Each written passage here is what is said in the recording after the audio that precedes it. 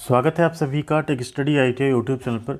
Waste Central Railway RRC WCR की तरफ से आईटीआई पास आउट कैंडिडेट्स के लिए 2521 पोस्ट पे अप्रेंटिसशिप आई है, जो कि 2022-23 के लिए है। आपने इसका फॉर्म भी फिलअप कर दिया होगा। इस पर हमने पूरी डिटेल में वीडियो बना दिया था। यहाँ पे आप ये लिंक देख सकते हैं, ऑफिशियल वेबसाइट पे है। कैसे इसका फॉर्म भरना है, कितनी वैकेंसीज़ हैं, क्या क्या हैं, उन सब पे हमने डिटेल में वीडियो बना रखा है। जो भी प्रॉब्लम थी, वेबसाइट पे काम नहीं कर रही थी, उस पर भी हमने वीडियो बना दिया। उसको आप लोग डिस्क्रिप्शन में लिंक है, ज़रूर चेकआउट कर लीजिएगा एंड फॉर्म भर लीजिएगा। आज यहाँ पे हम बात करेंगे कि अगर आप आरआरसी डब्ल्यूसीआर में अप्रेंटिसशिप में अप्लाई कर रहे हैं, जो कि कोटा, भोपाल, जबलपुर, इन सभी डिवीज़न से इसमें वैकेंसी निकाली गई है। कोई एक डिवीज़न में आपने फॉर्म भरा होगा, तो यहाँ हम बात करने वाले हैं कि इसमें कट ऑफ कितना जाता है। और एक चीज़ और हम आपको बताएं, डब्ल्यूसीआर जो है, यहाँ देखिए 2021-22 वाले सेक्शन में चलते हैं, जो अप्रेंटिसशिप का है। ये रेलवे के जितने जोन हैं उनमें से ये सबसे अच्छा जोन हमें लगता है, क्योंकि इनमें जो इनका काम करने का तरीका है, अभी तक जो 2021-22 अप्रेंटिसशिप में आप देखेंगे, आप सोचिए इसका प्रॉपर एक अलग से यहाँ पे इन्होंने टैब ही बना दिया पूरा का। आप इसमें देख सकते हैं कि जो जो अपडेट डेट वाइज आती जाती सिर्फ और सिर्फ अप्रेंटिसशिप की, वो आपको यहाँ देखने को वेबसाइट पे मिलती है। आप यहाँ से डाउनलोड कर सकते हैं। देखिए डीवी की सूचना, जैसे DV1, DV2, DV3, देन 4, 5, 6, 7, 8, 10, 9, 10, 11, ठीक है। टोटल 12 बार यहाँ पे डीवी जो है हुआ, डॉक्यूमेंट वेरिफिकेशन की 12 सूचनाएं आई। उन सबको कितना सिस्टमेटिक तरीके से वेबसाइट पे डाला जाता है, तो ये चीज़ स्पेशली रेलवे के इस जोन की हमें सही लगती है। बाकी जोन में आप देखेंगे आपको पता ही नहीं चलता वेबसाइट पे कहाँ पे उन्होंने डाल दिया मेरिट लिस्ट। कई बार वेबसाइट पे आती नहीं, सिर्फ और सिर्फ मेल आ जाता है, तो कैंडिडेट्स को बहुत सारी इसमें परेशानी का सामना करना पड़ता है। तो ये चीज़ डब्ल्यूसीआर की तरफ से काफ़ी अच्छा है।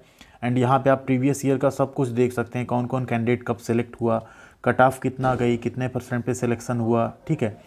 एंड एक चीज़ और आपको यहाँ देख के ये समझ में आ रहा होगा कि 12 बार अगर सूचनाएं भेजी जा रही हैं, तो इसका मतलब क्या होता है कि जब पहली बार सूचना आई, उसमें बहुत सारे कैंडिडेट शॉर्टलिस्ट हुए, उन्हें बुलाया गया, वो पहुंचते ही नहीं वहाँ पे, या तो कहीं और ज्वाइन कर चुके होते हैं, या तो बहुत सारे कैंडिडेट ऐसे होते हैं बस वो रैंडमली फॉर्म भरते रहते हैं। हमारा सिलेक्शन होगा तो उनको मज़ा आता है, चलो हमारा सिलेक्शन हो गया, देखो मैं गया नहीं ज्वाइन करने, ठीक है, या दूर की वजह से नहीं जाते। ये बहुत सारी चीज़ें ऐसी होती रहती हैं कि फॉर्म तो भरे जाते हैं, बट कैंडिडेट या तो डॉक्यूमेंट वेरिफिकेशन कराने जाते नहीं हैं, या जाते हैं तो उनके पास पूरे डॉक्यूमेंट्स होते नहीं हैं। इस वजह से क्या होता है, बार बार सीटें जो है ना वो ब्लैंक जो है खाली जाती हैं। फिर उनके लिए दूसरी सूचना आती, फिर अगला, इस तरह से कई सारी मेरिट लिस्ट जारी की जाती है। और लास्ट में आप देखते हैं जब और अंत में मेरिट लिस्ट आती है, तो बहुत कम जो % वाले कैंडिडेट होते हैं उनका भी हो जाता है। जैसे भी आप फॉर्म भरने जाते हैं, आप बोलते हैं सर ITI 65% है, हाई स्कूल 65% है, भरे कि ना भरें। देखिए भरेंगे नहीं तो फिर कैसे पता चलेगा आपका होगा कि नहीं होगा। पहली लिस्ट में नहीं होगा, दूसरी में नहीं होगा, तीसरी में नहीं होगा, फोर्थ में तो हो जाएगा। अगर आपकी एज है, आप बाकी चीज़ें फुलफ़िल करते हैं, तो आप फॉर्म भरिए। रेलवे अप्रेंटिसशिप का 2 ही क्राइटेरिया है, हाई स्कूल मिनिमम 50% होना चाहिए, एंड ITI में अगर मान लीजिए आपका 90 है, हाई स्कूल 50 है, 9 और 5 कितना हो गया, 114, 40 हो गया। आप 2 से डिवाइड करिए, आपका 70% आ रहा है एवरेज। क्यों नहीं होगा आपका, बिल्कुल होगा। आप कैटेगरी अपनी देख लीजिए क्या है, उसके अकॉर्डिंग प्रॉपर आप फॉर्म भरिए, ज़रूर आपका सिलेक्शन होगा, ठीक है। आइए यहाँ पे देखते हैं, जस्ट सैंपल देखते हैं कि इसमें कट ऑफ कितनी गई थी, और एकदम लास्ट का हम दिखाएंगे कि जब लास्ट में सिलेक्शन हुए हैं तो कितनी कट ऑफ गई है। ऐसी इन्फॉर्मेटिव वीडियो हम आपके लिए हमेशा लाते रहते हैं, फॉर्म भरने की वीडियोज़, अप्रेंटिसशिप का अपडेट, पढ़ाई की वीडियो, जॉब की वीडियोज़। तो प्लीज़ चैनल को सब्सक्राइब करिएगा और वीडियो को लाइक करिएगा। देखिए जो ट्रेड अप्रेंटिस सूचना थी 12, DV जो 12 हुआ था ना लास्ट, इसकी हम यहाँ बात करने वाले हैं कि इसमें जो है जबलपुर में आपको उपस्थित होना था DV के लिए। एंड यहाँ पे देखिए DV1, देखिए क्या है, DV1, DV2, DV3, इन सब में भी जो क्या हुआ, उपलब्ध रिक्तियों से अधिक उम्मीदवारों को DV के लिए बुलाया जा रहा है। अंतिम चयन जो होगा, अनुपस्थित रहे कितने, देखिए ना, उम्मीदवार बहुत सारे अनुपस्थित रहे हैं। तो यहाँ पे अगर कट ऑफ की बात करें, ट्रेड वाइज यहाँ सूची दी गई, देखिए फिटर में 200 कैंडिडेट हैं, कोपा में 128 शॉर्ट लिस्ट हुए, इलेक्ट्रीशियन में 72, AC मैकेनिक में 12, वो सबका दिया हुआ है यहाँ पे, बहुत ही सिस्टम से रहता है। एंड कट ऑफ आप देखिए, DV3 की बात करें, DV1 और 2 में थोड़ा हाई गया था, हम लो वाला आपको दिखा रहे हैं, हाई का आप मत देखिए। AC मैकेनिक में देखिए अनरिजर्व में 80% पे सिलेक्शन हुआ, इन सब में वैकेंसी बची नहीं, इस वजह से नहीं दिख रहा है, बट हाँ ये मान के चलिए इससे हमेशा कम थी इन सब की merit. Assistant front office manager 50% पे सिलेक्शन हो गया। कोपा में आप देखिए 75%, 75%, 67% पे, ST में 67% पे हुआ, OBC में 74 पे सिलेक्शन DV3 में हो रहा है। डीजल मैकेनिक में 77.9 पे हो गया। ड्राफ्टमैन सिविल की बात करें 73, यहाँ देखिए 54% पे हो गया, 71% पे हो गया। इलेक्ट्रीशियन की यहाँ अगर बात करें तो 80, इलेक्ट्रीशियन की थोड़ी हाई जाती है मेरिट कंपैरेटिवली बाकी ट्रेड की अपेक्षा, क्योंकि यहाँ पे कैंडिडेट ज़्यादा हैं। गवर्नमेंट आईटीआई, प्राइवेट आईटीआई सब मिला के नंबर ऑफ़ कैंडिडेट जब ज़्यादा हैं तो उसमें थोड़ा सा परसेंटेज हायर साइड हो जाता है। 73 यहाँ पे 80% पे लास्ट शॉर्ट लिस्ट हुए कैंडिडेट्स। इलेक्ट्रॉनिक मैकेनिक की बात करें तो 78, 78, 59 में हो गया। ईडब्ल्यूएस में आप देखिए 52% पे सिलेक्शन हुआ है, ठीक है, 52% मिनिमम कट ऑफ हुई, सोचिए आप। फिटर में आप देखिए ईडब्ल्यूएस में 50% पे सिलेक्शन, एससी में 74%, general 75%, OBC 66, ST 66 and OBC 74% पे आपका फिटर में सिलेक्शन हो रहा है। मशीनिस्ट में देखेंगे आप तो 79 है approx. Same mechanic motor vehicle 83, plumber में आप देखिए 64% पे सिलेक्शन है। स्विंग टेक्नोलॉजी में 72% पे है। स्टेनो हिंदी 82, 80 या 66 पे भी सिलेक्शन हुआ है।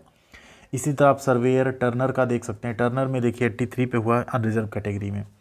वेल्डर में 69 है, 69, 69.40। वायरमैन में 67.20 पे अनरिजर्व कैटेगरी में सिलेक्शन हुए हैं।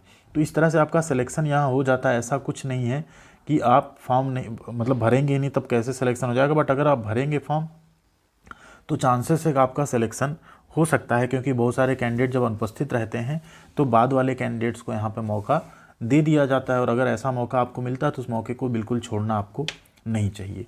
अब यहाँ जब कट ऑफ की बात हमने कर ली तो आप ये मान के चलिए कि जो 2521 वैकेंसी है, पिछली बार भी लगभग इतनी वैकेंसी थी, थोड़ी ज़्यादा थी, तो यहाँ पे अभी डिवीज़न वाइज अलग अलग आप अप्लाई कर रहे हैं तो इसमें बहुत बड़ी आपको प्रॉब्लम नहीं होगी। एक डिवीज़न में बहुत सारे फॉर्म नहीं पड़ेंगे, बहुत कट ऑफ नहीं जाएगी। हाँ, आईटीआई के केस में थोड़ा चला जाता है क्योंकि परसेंटेज आप लोगों के अच्छे होते हैं। तो अगर आपका हाई स्कूल 50% है, आप एज क्राइटेरिया फुलफ़िल करते हैं तो आप फॉर्म ज़रूर फिलअप कीजिए। फॉर्म नहीं फिलअप करेंगे तो आप पहला स्टेप छोड़ दे रहे हैं, दूसरे स्टेप पे कैसे पहुंच पाएंगे आप। फॉर्म भरिए एंड वेट करिए, रेगुलर बेसिस पे चेकआउट करते रहा करिए। चैनल पे बने रहेंगे तो आपको ज़रूर हम अपडेट भी देते रहते हैं। ऐसा ना हो कई बार आपका सिलेक्शन हो जाता है और आपको पता ही नहीं चल पाता है, जब डेट निकल जाती है तब आपका कमेंट आता है, आपका मैसेज आता है, आपका मेल आता है कि सर ये चीज़ें ऐसे ऐसे मिस हो गई, अब क्या करें। तो एक हमारी मेल आईडी है techstudyiti@gmail.com। कोई आपको हेल्प चाहिए, कोई आपका प्रश्न है, कोई आपका डाउट है, आप हमें मेल कर सकते हैं। Tech study ITI Telegram channel है, वहाँ आप जुड़ सकते हैं, वहाँ पे सारी अपडेट मिलती रहती है। अगर यूट्यूब पे आपसे मिस भी हो जाती है तो वहाँ ज़रूर आपको अपडेट मिल जाएगी। एंड एक चीज़ और यहाँ पे हम आपको बता दें, रेलवे अप्रेंटिस ITI कैंडिडेट्स के लिए इसलिए ज़रूरी है कि इसके जो 3 बड़े बेनिफिट्स हैं ग्रुप डी के लिए, स्पेशली जो लेवल 1 की पोस्ट आती है ग्रुप डी में, उसमें आपको 3 बड़े बेनिफिट देखने को मिल जाते हैं। 1, 2, 3 करके लिख लेते हैं। पहला तो है आपको 20% सीटें आपके लिए रिजर्व रहती हैं। अगर 1 लाख वैकेंसी आती है तो 20,000 वैकेंसी आपकी होगी। दूसरा, जो आपका अप्रेंटिसशिप के बाद एग्ज़ाम होता है, अब तो CBT एग्ज़ाम नहीं होता, प्रैक्टिकल और सेशनल के बेसिस पे आपको जो नंबर मिलते हैं NAC में, उसका 1/3 का आपको वेटेज मिल जाता है CBT में। यानी CBT में आप 25 से 30 नंबर, 32 नंबर तक भी स्कोर करके ग्रुप डी में सेलेक्ट हो सकते हैं। और तीसरा और सबसे इम्पॉर्टेंट बात, जो PET होता है जिसमें आपको रनिंग करना होता है और साथ में एक वेट लेके आपको 100 मीटर तक चलना होता है, उस चीज़ से आपको रिलैक्स कर दिया जाता है। ये चीज़ आपकी नहीं होती है।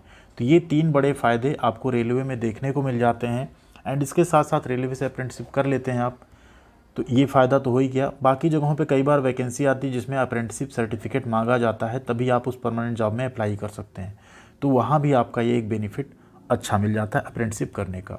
तो अगर आपने ITI कर लिया है तो आपको अप्रेंटिसशिप, अगर आप कुछ और नहीं कर रहे हैं तैयारी या हायर स्टडी नहीं कर रहे हैं, तो आपको अप्रेंटिसशिप के लिए ट्राई करना चाहिए एंड कर लेना चाहिए।